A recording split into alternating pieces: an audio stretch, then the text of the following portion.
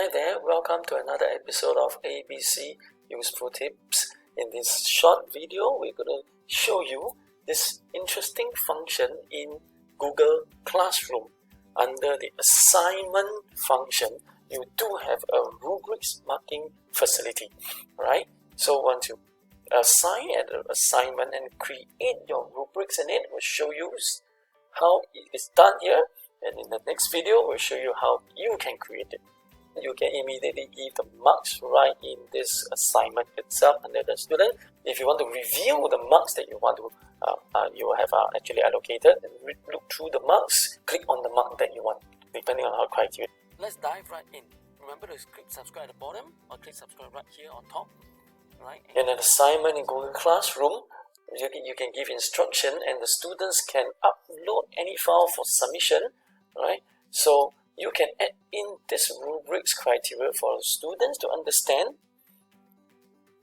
what will be the marking criteria for that particular assignment, right? So they are in the same page and they know exactly how to progress up the requirement of your assignment. Okay, so I have this demo as a video demonstration or a blog demonstration of their work, and then I give marks according to the different criteria.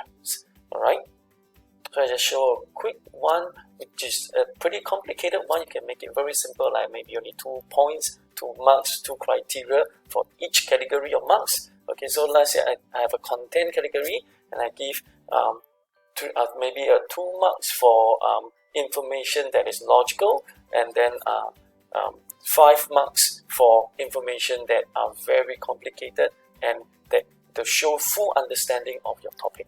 So I can have different criteria of the requirement of presentation of your students' work, like whether pictures are included, anything that you have thought them are important for your particular subject. So the student can just click on the criteria to look at the different way of getting higher marks, right? And you can also give further instruction how do they create the assignment or the requirement or the content. Once the student has submitted, under the student's work for that particular assignment, you click on the student's name, click. Okay, you can actually get the student's file of submission in any form that you want them to submit. Okay, look through the file, and then you can immediately give the marks right in this assignment itself under the student. Okay, so under the content, if you want to review the marks that you want to, you have actually allocated, you can just click on this as pen your criteria, and then look through the marks, read through, and then you just immediately click on the mark that you want, right? Starting from the lowest, depending on our criteria. Each criteria can be 2 marks or 1 mark. Okay, so in this case, let's say I give third criteria, meeting third criteria, given 6 marks.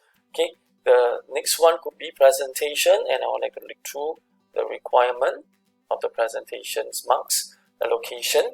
Okay, and then let's say the person meets this third point criteria also. Alright, presentation flow as well. So what you do is you just click up and then click the third point. If you're going to get even higher, just click on the particular marks allocation, and the marks is automatically given, and the marks is also automatically computed right on top. So this gives reviewing of students' submission and immediately issuing the correct marks based on the rubrics, and with clarity to the students, right? It will make your marking and your teaching of this assessment for learning much easier for the student to understand what are the points or marks given allocations like. I hope this video is meaningful and helpful for you, right, in the usage of Google Classroom.